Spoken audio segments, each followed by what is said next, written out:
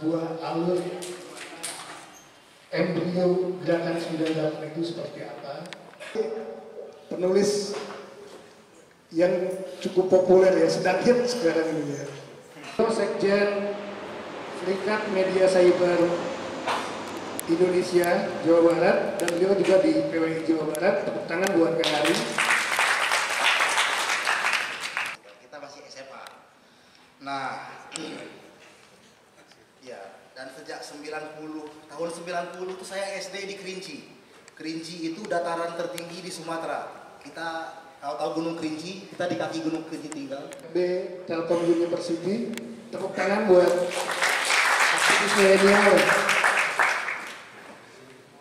Baik, mungkin biar seru, yang pertama kita daulat untuk bicara, biar teman-teman semua dapat perspektif. Ketemu orang-orang yang bilang dirinya aktivis gitu. Wah, dulu gua terlibat dalam aksi menggulingkan Soeharto. Dia cerita. Ketemu lagi si A, dia cerita. Nah, kisah-kisah orang-orang yang sayang bercerita inilah yang dulu itu kutulis. Jadi mungkin kalau teman-teman mahasiswa itu punya banyak buku ya. Dulu kita karena kuliahnya pun dari ngamen, dari parkir mobil, kita cuma punya satu buku tulis. Satu buku tulis gitu punya dulu kita. Tapi bukan buat tulis pelajaran sekolah, kuliah. Karena kalau buat tulis pelajaran kuliah kita pakai timah rokok itu, timah rokok. Si dosen nerangin, kita tulis, kita hafal, udah ngerti, udah kita buang. Nah, buku kuliahku itu, buku tulis itu, ku tulis untuk apa? Setiap ketemu orang yang bercerita tentang reformasi itu, gerakan mahasiswa itu, ku tulis di rumah, di kos-kosan, di bioskop, ku tulis sedikit, sehari 1 paragraf, 2 paragraf, ku tulis. Nah, ketemu banyak orang, akhirnya skripsi. Waktu skripsi, kisah yang kutulis ini kuajukan menjadi bahan skripsi, bahwa sebelum 98 itu meletus, sebelum orang-orang ramai turun ke jalan, berani turun ke jalan, ada orang-orang yang memulainya. Ada sekelompok anak muda mahasiswa yang berwajah kemerah-merahan itu memulai ini, memulai dengan awalnya pers mahasiswa sebetulnya, pers mahasiswa, kelompok-kelompok diskusi, mulai berpikir bahwa negara dianggap tidak benar dalam menjalankan roda pemerintahan, negara dianggap tidak adil menurut beliau-beliau ini, dan berani mulai melawan segala macamnya.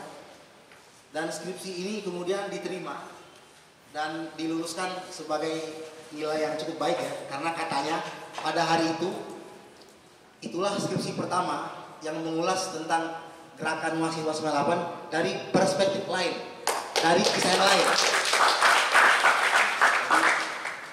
Bahkan waktu itu kampus itu mau jadiin buku, gue bilang sama orang kampus, Pak, ini jangan jadiin buku. Karena apa? Karena ini baru kulit-kulitnya, gue bilang. Karena jadi waktu skripsi ini kan kita kalau skripsi wawancara banyak orang. Jadi narasumber ini sebenarnya nggak ada yang mau cerita. Jadi tokoh-tokoh dalam novel ini dulu itu nggak ada yang mau cerita. Karena kisahnya sangat rahasia dan bikin trauma mungkin ya, karena teman-teman mereka diculik. Jadi orang-orang dalam novel ini kalau pernah dengar nama Wiji Tukul penyair itu, nah inilah gerombolan mereka yang hilang-hilang tempo hari, ada yang hilang, ada yang diculik. Nah, ini gerombolan mereka. Jadi dulu itu sulit sekali mewawancarai. Si A bilang, oh bukan gua, tapi si A yang paling tahu. Si B bilang bukan gua, si A yang lebih tahu. Mereka umpan-umpan, saling anggap diri nggak paling berjasa lah gitu. Jadi ada unsur-unsur yang dengan bangga menyebut dirinya yang paling berjasa, ada unsur yang dia tidak pernah mengklaim inilah jasa mereka. Nah, penasaran kita pada orang-orang yang tadi rendah hati tadi, orang-orang yang merahasiakan kisahnya. Karena kisah rahasia, kita berjuang terus, kita cari terus, akhirnya ketemu juga.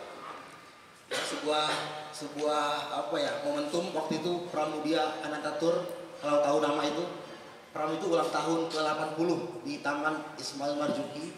Datang kita ke sana, hari itulah kita jumpa narasumber pertama untuk buku ini, untuk kisah itu. Dan mungkin karena ada Pram, karena ada siapa, akhirnya orang ini percaya bercerita ke kita dan jadi skripsi, lulus. Nah, setelah jadi skripsi, ini gue ceritakan ya, setelah jadi skripsi gue mulai berpikir, kalau pohon yang besar itu, jadi pohon itu besar, kalau akarnya kuat. Jadi tidak ada pohon besar kalau akar tidak kuat, kalau tanahnya tidak kuat. Bangsa pun begitu. Bangsa ini tidak akan pernah besar menurut kita kalau akar sejarahnya nggak kuat. Kalau tanahnya pun tempat si akar tadi mencengkeram nggak kuat. Nah, hemat kita setelah kita mempelajari ilmu pengetahuan resmi, ternyata bangsa kita rapuh tanahnya, rapuh akar-akarnya, sejarahnya rapuh. Dan setelah kita pelajari lagi, ternyata narasi sejarah kita, bahkan sejak zaman orang bilang kerajaan-kerajaan, zaman orang bilang Hindu Buddha, ya ternyata hal-hal yang juga didiktekan oleh narasi kolonial ya ternyata ya. Jadi kolonial menarasikan hal-hal yang seolah-olah semuanya, tapi rapuh sebetulnya.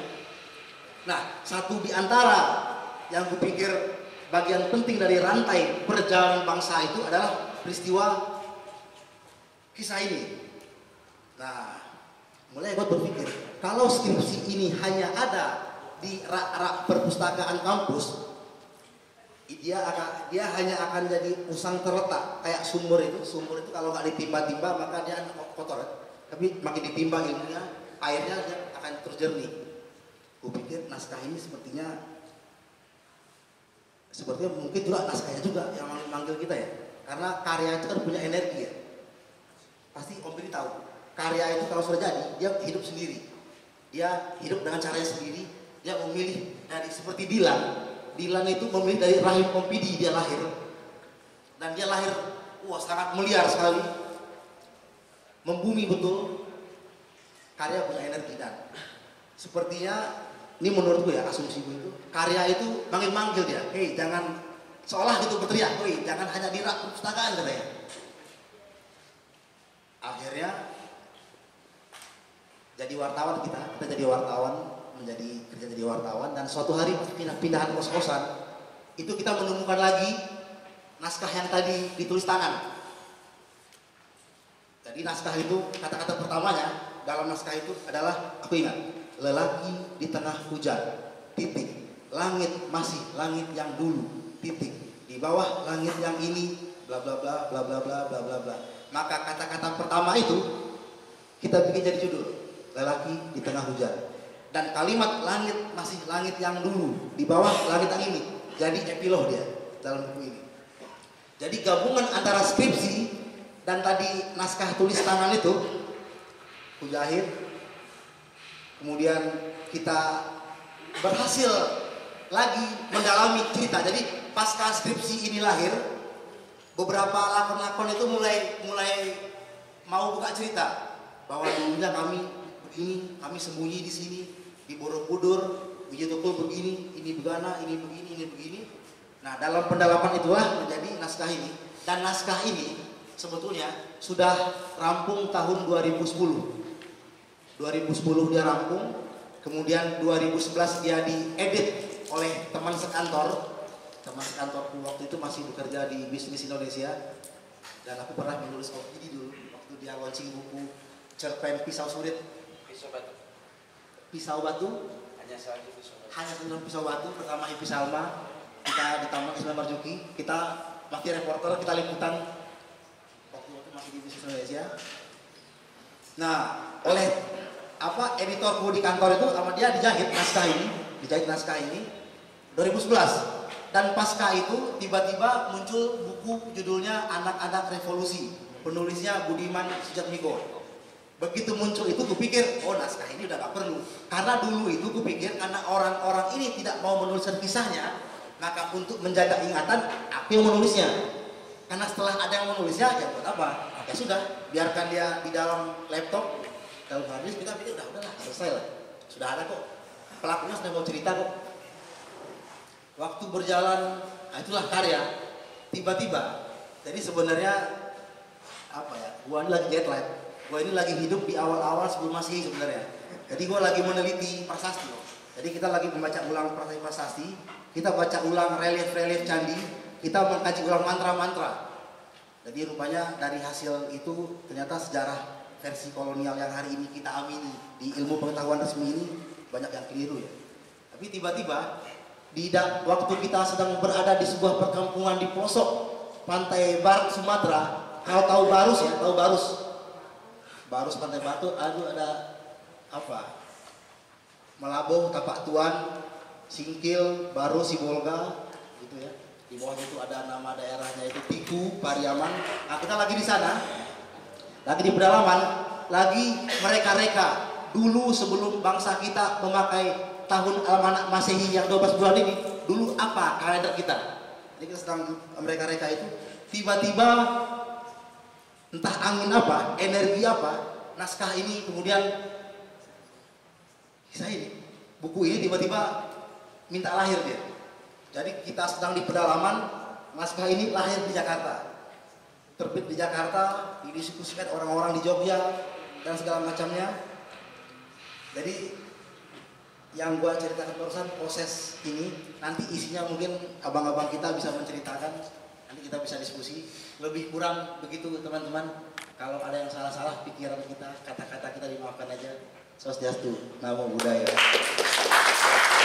Beberapa catatan dari apa yang satu bagian dari gerakan rakyat yang bisa dibilang pro demokratik kerakyatan. Itu yang membedakan dengan banyaknya gerakan-gerakan mahasiswa lain di tahun 98. Ada gerakan mahasiswa Islam, ada nasionalis, ada GMKI, GMNI dan sebagainya. Itu mereka sebetulnya punya banyak cerita masing-masing. Dan saya yakin mereka semua juga bisa membuat model buku fiksi yang berbasis sejarah seperti yang dilakukan oleh teman-teman Bung Wendri ini. Kira-kira begitu pengantar dari saya. Nah, setelah saya diberi tugas membaca buku ini, saya selalu berpikir setiap kita bikin acara diskusi atau musyawarah atau peluncuran buku itu, saya berani jamin 90% itu kalau dia tidak akan pernah membaca sebelumnya, belum membaca buku itu sebelumnya. Karena itu maka saya bikin satu coret-coret tulisan semacam pemancing supaya audiens bisa diskusi sekaligus dengan harapan mereka akan membeli buku itu nanti. Nah, saya mulai dengan membaca tampilan luar. Di situ tertulis novel sejarah. Novel sejarah secara awam sudah bisa disimpulkan bahwa ini ada dua jenis, fiksi dan non fiksi. Karena novel dia selalu menjadi fiksi, rekaan. Tapi ada kata sejarah, berarti ada basis kenyataan atau fakta di dalamnya. Dan mungkin kalau dibandingkan dengan jenis memoir, testimoni atau biografi, buku Bung Wendri ini kadar fiksinya jauh lebih besar dibandingkan memoir. Tapi kalau dibandingkan novel pada umumnya, ya tentu fakta yang terkandung di dalamnya lebih besar ya dibandingkan novel-novel pada umumnya. Termasuk mungkin dibandingkan karyanya Ayah Dylan dan Milea, mungkin buku ini saya bisa bilang faktanya lebih banyak, kandungan faktanya, maka diklaim sebagai novel sejarah. Nah, sebagai pembaca saya pikir juga punya kebebasan dia menikmati buku ini, ya suka-suka dia mau menikmati sebagai fiksi, ceritanya bagus, heroik, luar biasa, itu boleh saja.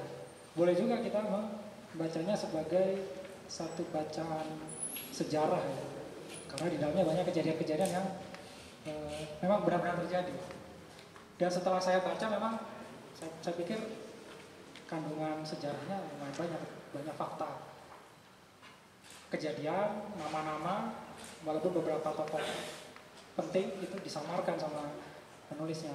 Tapi salah satu bukti bahwa ini adalah sejarah, di ruangan ini setidaknya ada 2 orang dengan nama yang tertulis di buku ini hadir di ruangan ini.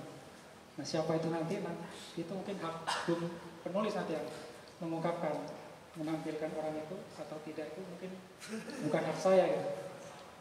Jadi ada 2 orang ya hadir di ruangan ini ada di dalam buku ini. Kemudian setelah saya membaca dengan sekilas, memang banyak nama-nama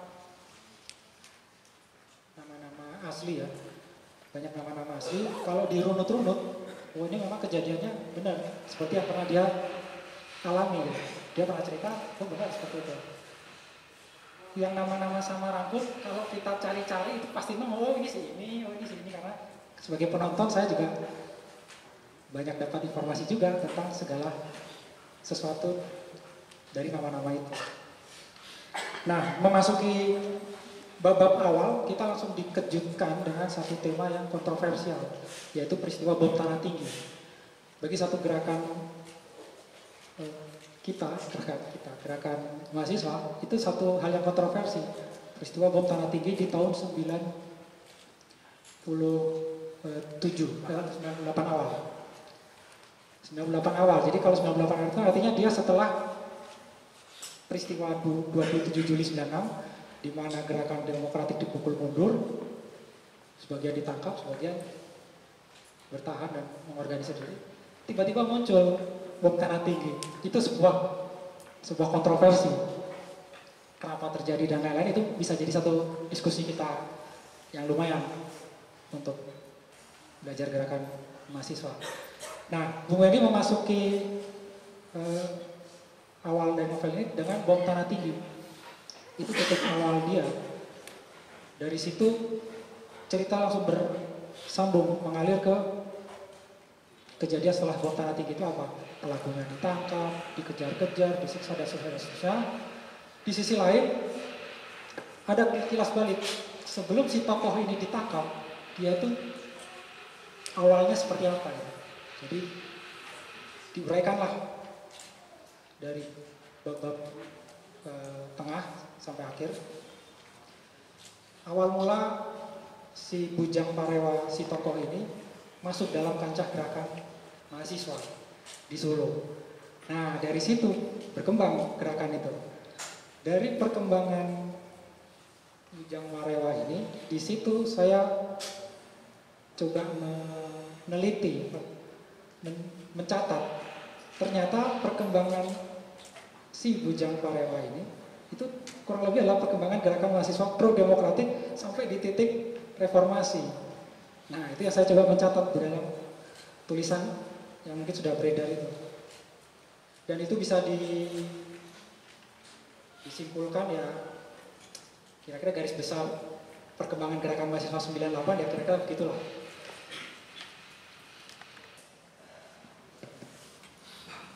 Dan pesannya lagi, menjadi seorang aktivis itu tadi seperti Bung Bilpen sampaikan, memang harus bergumul in life bersama-sama dengan rakyat. Gitu ya, Bung. Oke, terima kasih. Acara Pilpres. Jadi saya sama Mahfud MD, saya enggak deh gitu. Maksudku saya tidak anti kepada seseorang ya, tetapi saya tidak mau terbawa jauh kepada persoalan politik gitu. Apalagi Dilan kan bukan sangat jauh hubungannya dengan perpolitikan. Walaupun saya terkejut pas Jokowi ngomong ada pemerintah Dilan. Ini cuma karena yang korbannya selalu saya. Tiba-tiba Kang Emil mau bikin taman Dilan, yang korbannya saya lagi dibulinya. Waduh gitu. Saya sebetulnya udah menyembunyikan diri sebetulnya. Terus kawan-kawan saya baca kawan-kawan saya jadi pro kontra dengan Taman Dilan itu, ya Tuhan, kota kawan-kawan saya jadi begini gitu. Hanya gara-gara persoalan ini, ya. Akhirnya saya mundur. Tiba-tiba datanglah undangan acara ini. Ini apa lagi gitu kan? Gitu. Di GIM lagi. GIM kan pasti nyerempet-nyerempet politik terus dari dulu. Emang diciptakan untuk nyerempet politik tempat ini. Iya, nggak ngerti saya. Mungkin udah kutukannya dari ini. Nah. Habis itu, Bud, saya nggak datang deh kayaknya, gitu. Karena saya trauma dengan digiringnya saya ke wilayah politik gitu. PKS mau bikin maskot namanya Dilan, aduh Tuhan.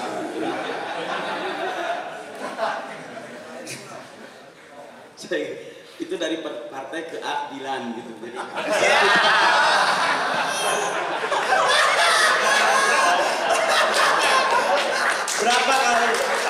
berapa kali saya bikin pernyataan, bayangkan. Berapa kali saya bikin pernyataan di medsos saya bahwa saya tidak terlibat di partai manapun sampai saya yang jadi korban. Udah itu tiba saya ngomong, saya mau bikin ada taman atau tidak ada taman, saya tetap pulang ke rumah saya dengan istri saya yang saya cintai. Saya tidak peduli semuanya duniawi, sampai saya bikin pernyataan gitu. Saya jadi kegiri. Nah, pas saya bilang nggak datang, saya nggak bisa datang deh. Gitu. Benar ini ngotot karena saya dikirim buku itu, kirim buku. Saya udah nggak ngeh dengan acara ini sebetulnya. Ini siapa yang ngirim buku nih? Gitu. Lelaki di tengah hujan. Wah, ini pasti sastra tinggi deh, gitu. Judulnya aja lelaki di tengah hujan. Di otakku langsung, ini orang pasti masuk angin ini. Atau saya berpikir positif. Ini orang keren deh. Karena hujan adalah rahmat. Barang siapa yang memayunginya maka yang menjauh dari rahmat gitu. Ini pasti orang ini mau menerima rahmat hujan langsung, jadi nggak pakai payung dia. Ini lagi tengah hujan. Ini apa gitu? Aku buka plastiknya gitu. Saya untuk itu selalu kebiasaan saya membukanya di tengah-tengah buku. Saya buka tengah, nggak pernah di belakang. Saya baca ini buku apa? Buku yang berbasic sejarah tahun 98. Nah, di otakku, waduh. Pada saat itu, pada saat 98, di saat mana kawan-kawan saya di ITB sedang melakukan pergerakan mahasiswa, saya justru punya cara sendiri untuk melawan Soeharto, yaitu bikin negara sendiri. Ya, pada waktu itu saya bikin negara sendiri. Sudahlah, saya nggak mau ikutan, walaupun kadang-kadang saya diundang untuk manggung di acara-acara orasi mereka gitu. Saya mendukung deh, tapi saya nggak mau terlibat demo-demo menentang tank baja deh gitu kan. Saya bikin negara sendiri sebagai perlawanan terhadap Soeharto, daripada saya banyak kawan-kawan saya diskorsing, dibawa ke Nusa Kambangan sampai hilang semua. Ya udahlah, saya bikin negara sendiri pada waktu. Berarti saya kan berada di dunia yang bukan itu kan, di dunia yang bukan itu. Tapi saya dengar Wiji Tukul gitu-gitu, saya dengar dan saya mengagumi mereka. Maksudnya kok berani ya gitu. Pada saat itu saya menjelang mau nikah deh kayaknya. Masih pacaran. Jadi saya sering dilarang pacar saya untuk ikut-ikutan. Ya udah, untuk memenuhi keinginan istri saya bikin negara sendiri, namanya Negara Kesatuan Republik Depanas Dalam, 8 kali 10 meter di ITB, negaranya di lantai 2. Warga negaranya 18 orang waktu itu. Saya imam besar karena bentuk pemerintahannya seperti Iran.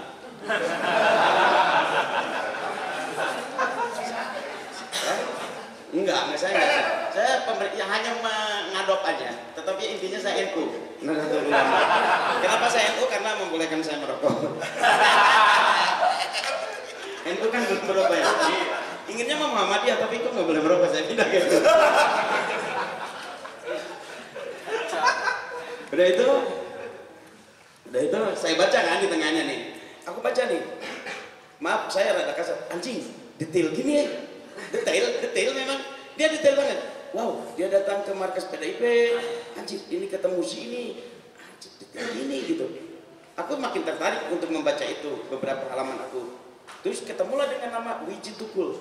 Wow, pasti ini cerita yang berbasic pada gerakan bawah tanah. Karena gini, ada banyak gaya, ada banyak corak pergerakan pada waktu itu. Ada yang di permukaan, ada yang bergerilya. Nah ini Wiji Tukul adalah bagian dari orang-orang yang bergerilya dan memiliki sifat yang galak. Lebih teriak. Karena pantas kalau mereka kemudian diculik. Karena mereka lebih ditakuti dibanding dengan gerakan pada umumnya. Sebab saya mengerti, sastra lah yang lebih banyak menggulingkan pemerintahan di dunia ini. Puisi lah yang banyak menggulingkan pemerintahan di dunia ini. Bukan people power mah dampak dari adanya sastra itu. Makanya banyak penyair-penyair dibunuh karena memang berbahaya. Nah, ini orang-orang berbahaya. Jadi saya tertarik karena gini, saya kenal Biji Tukul, saya pengagum Biji Tukul. Kok yang saya dapat cuma puisinya ya gitu. Saya akhirnya baca terus, wow, detail sekali. Ini orang pengangguran deh kayaknya maksudnya. Ya maksudnya, kok ngapain nih orang nih? Kan penghasilan dari buku nggak banyak ya. Kok ngapain fokus ke buku ini? Serius, ini kok detail ya gitu. Hah? Saya penghasilan dari orang tua saya. Dan itu saya detail, wow, ini buku bagus. Bagus maksudku gini, saya sudah bilang, saya sudah menjauh dari gerakan yang saya mah udah punya negara sendiri, saya nggak mau ikut campur lagi itu waktu itu. Nah tiba-tiba ada buku ini kok saya seperti gini. Ini saatnya saya harus membaca mereka, gitu loh. Walaupun udah berlalu lama kejadiannya, tapi saya harus baca deh gitu untuk tahu kemana sih orang-orang Jakarta pada waktu itu, kemana sih Biji Tukul, kemana sih orang-orang marginal. Ini saya menyebutnya orang marginal ya, karena memang gerakannya hanya beberapa orang, di Jogja terutama di Jakarta itu gerakan-gerakan mereka itu, waduh, kalau mahasiswa enak skor karena ada datanya kan, kalau mereka nggak ada, gila, liar di mana-mana gitu. Nah, makanya ini saya tertarik dan saya memang berminat untuk baca lagi karena gini, saya baca hanya beberapa halaman, tetapi saya sudah bisa menyimpulkan saya memang harus baca. Saya harus baca karena gini, tempo hari saya didatangi oleh BEM dari beberapa kampus yang nanya-nanya ke saya tentang pergerakan 98. Waduh, kok saya gitu? Saya mah nggak ikut-ikutan gitu. Saya mah bikin negara sendiri, saya mah fokus ngurus negara sendiri gitu. Jadi nggak ngurus negara Indonesia gitu. Nah, setelah ada buku ini, emang buku ini memang harus dibaca. Soalnya gini, saya pernah punya kegiatan atau berbagai acara yang melibatkan saya, terus banyak di demo mahasiswa dengan alasan tidak mendidik. Saya telepon orangnya, tidak mendidik dari mananya? Itu mahasiswa. Ya gitu dengan alasan yang dibuat-buat, ujung-ujungnya minta uang gitu. Saya terkejut gitu. Ya Tuhan, kok jadi begini gitu? Kenapa mahasiswa jadi begini gitu? Aduh, jadi saya berharap banyak dari buku ini. Memang kita harus move on, nggak usah ngomong lagi masa lalu. Tetapi masa lalu akan memberi motivasi ke kita bagaimana selanjutnya kita harus berjalan ke depan. Gitu mungkin dari saya.